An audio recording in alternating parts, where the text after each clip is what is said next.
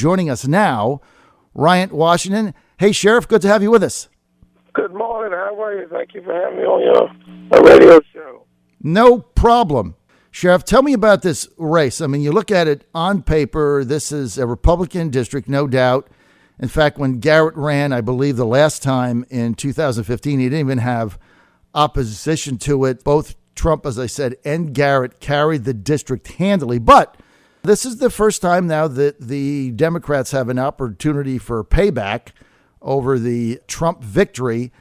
But on paper, this just looks like it could be a snoozer. But we've got it close, and if Hines gets 15%, I think you might win. How do you see this race for you, Ryant, shaping up? Well, thank you, John. Let me just say, first of all, if my voice starts to fade away, I've lost my voice. So I'm pushing out as much as I can to make sure that you and others can hear my responses. Let me just say that, I've lived in the 22nd district pretty much my entire life from Buckingham County. I've served the citizens of Fluvanna County approximately 20 years in law enforcement. And one thing that I've learned over the years is that anything is possible despite all perceived obstacles or challenges. I think what I'm focused on is the issues that are facing folks every day, such as public safety, education, and jobs, and there's many others. But as I said just a second ago, anything is possible. If you fight hard enough, you put forth a great effort, you can accomplish great things. And I always say that you can never underestimate the people. The people will decide who goes, and the people will decide whether they want a Republican or independent or a Democrat. I again am putting forth the greatest effort I can. A lot of people thought that I would never make to be the sheriff of Fluvanna County, but it happened. So with that being said, I'm not going to say that just because the numbers show that Republican district that things can't happen. Things can happen, and I think it's really about the people. The people are looking for someone to be a voice in the 22nd district. I've proven record that I can be that voice, and I certainly hope that people will give me the opportunity to serve them in Richmond. Okay, Sheriff, so let's get to your Fluvanna County record. I know you were elected sheriff there. That is a very Republican area. You were elected sheriff there multiple times. How did you manage to make that happen? Well, working hard. I think people know me. I'm passionate about serving my community, passionate about serving the public. I've done that all my life. My wife, she's in public service. So we don't just sit around and talk about the issues and complain about them. We believe in getting the foot, stepping out and putting the foot forward, so to speak, and trying to make a difference, trying to make a change in folks' lives the best way we can. I've done that not only in my professional aspect of law enforcement, but also broaden myself being involved in other activities and civic and community groups within the county. As a kid, we're involved in the school system. We're involved in various civic groups. I was on the board of directors for the local chamber of commerce to garner a better understanding of how our economy works and ensuring that when you have a thriving economy, things such as public safety and education can have a better opportunity to invest in. So we worked hard. We just let folks know that, hey, we are passionate about what we're doing, and we're going to do what we say we're going to do in the best interest for the will of the people. Okay, Sheriff, so give us a feel of a couple of your main issues that, let's just take the primary race here between yourself, the Democratic nominee for State Senate District 22, and the Republican nominee, the favorite in this race, Mark Peake. Give us a handful of issues where Ryant, Washington dramatically differs from Mark Peake. Well, I'm sure that there's going to be many things that we differ on, and maybe some things that we actually agree on. Who knows? But I focus on things such as public safety. That is something I'm passionate about. I've done it for over 26 years. But one thing that I can tell you that I've seen in public safety over those years is these unfunded mandates that come down by the state. And so they come down, but they come down with no funding. And the first thing that we want to cut is education, and we want to cut public safety. Well, there's a clear message to those in Washington, those that are at the state level, that citizens, they are protected by making sure that they're protected. And so therefore they want our elected officials in Richmond to ensure them that they're going to do everything they can to keep them safe, not cut them, which gives them vulnerability.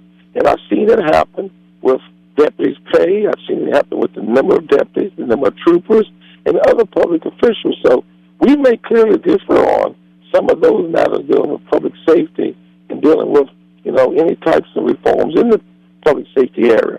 I mean, that's just one area. When we talk about education, it's another thing. Another area where there's consistently mandates that come down, but they don't come down with enough funding to adequately show that we truly are investing in education, which is going to strive our economy. So if we're talking about some differences, that may be where we differ in many ways of how we get there. Okay, so if you were to win, the stakes are high, obviously, because your victory would give control of the state Senate in Virginia to the Democrats. It would put Dick Sazlo, the Godfather, back in charge as majority leader and relegate current majority leader Tommy Norment to minority status. Obviously, it would make a tie, and then Lieutenant Governor Ralph Northam, your Democratic candidate for governor in 2017, would be able to break the tie on committee assignments, thus providing the Democrats with control. So this is Terry McAuliffe's final lame duck session, if you will. He's out after 2017. If you were to win and Sazlo takes over, what would be different? Well, let me just say this. I'm not trying to get to Richmond because of a status or trying to be the one that's labeled going to be a tiebreaker, things like that. So I'm going to Richmond to be able to show that there's a voice and a true voice in the 22nd, that someone who is willing to do what's right.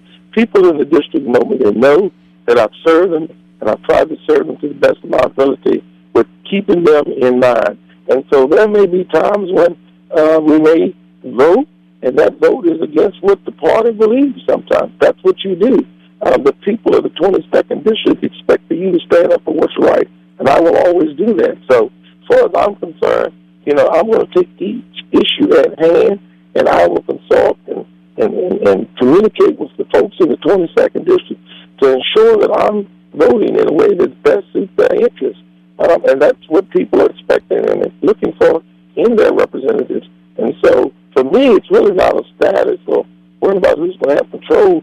It's really about doing the right thing, and that's what I intend to do. Now, so that everybody knows here, this is the John Fredericks Radio Network. We're with former Fluvanna County Sheriff Ryant Washington, and Ryant is the Democratic candidate running in this special election for Senate District 22, now Congressman Tom Garrett's old seat.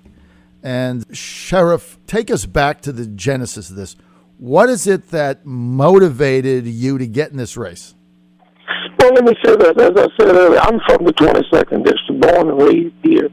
So I understand, the dynamics of the district. It's a very large district. It's rural in nature.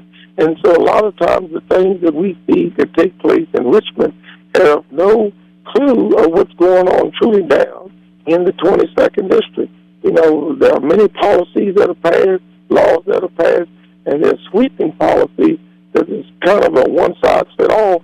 And at the end of the day, trying to implement these types of mandates and these types of policies in an area like the 22nd District sometimes puts a strain on the people and on the localities having to implement those things. And so those are the things that I looked at and said, look, we've got to send somebody to Richmond. I've got to step up once again, and hopefully the people will see that I'm sincere and passionate about making a difference and being a voice for them in the 22nd District. Now, with that being said, yes, I'm a state senator. I'm here to serve all of the people of the Commonwealth. But there are times when you have to stand up to those in Richmond, because those things that we decide in Richmond may or may not be in the best interest always for the 22nd District. So when I looked at public safety, when I looked at education, when I looked at the economy in the 22nd District, those are things that I can relate to. I grew up here. I know the challenges of the district, and I'm willing to fight for the district. So as you look at this race going forward, again, just the reality of it is Trump carried it. Tom Garrett ran unopposed. Garrett carried it in Congress. This is your Senate district. So on paper, you're a pretty big underdog. What scenario has to take place in a week, January 10th, in order for Ryant, Washington to pull the upset? Just walk us through what has to happen. At the end of the day, the only scenario that makes a difference is who the people decide that they're going to vote for. And that's it. I don't look at polls. I don't look at all the data. That's all fine and dandy. But anything, as I said earlier, is possible. And really it boils down to the will of the people. Who do the people decide and who the people want to send to Richmond that they think can best represent them? So for me, it's really just getting out, talking to people, finding out what the issues are across the district, what the concerns are from the people, things that are affecting their daily lives. Things such as, I said again, people are concerned about a job, they're concerned about just making a living, they're concerned about their safety, they're concerned about making sure that they're getting some type of education for their children, where their children can come out and get focused on academia or having the trade skills necessary to do skill task jobs, labor jobs, so they can make a living and contribute back to their community. So at the end of the day, we can look at numbers all day long, but it really boils down to the people and who they decide. Sheriff Washington, do you have a signature issue in this campaign that you feel would be the dividing line between yourself and the Republican Mark Peake and the independent Joe Hines? What's the compelling issue here? I'm not going to say it's just one particular thing. I think there's probably a couple things, and some of those things I've named and mentioned already.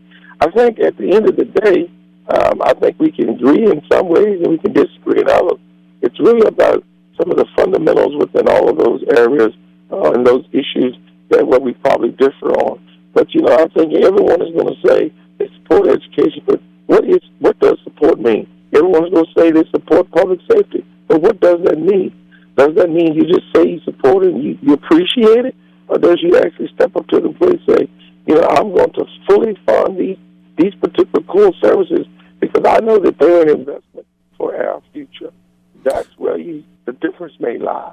And we've got to stop hearing the word support and putting that word into action. So, there's probably many things that we're going to differ on. How do we get there on? All right, so Governor Terry McAuliffe is going to attempt once again to find a way to slip Medicaid expansion into the budget into 2017. He's already attempted that with his new budget. That's gone down several times. If you win, how do you stand on Medicaid expansion, especially now that it appears that Obamacare is about to get unraveled by the Republicans when Trump takes over? Look, as I told folks, whether we have Medicaid expansion or whether we have Obamacare, whatever ends up, at this point, there are a lot of things that may be premature. I don't know what the current administration or the new administration is going to do, in other words.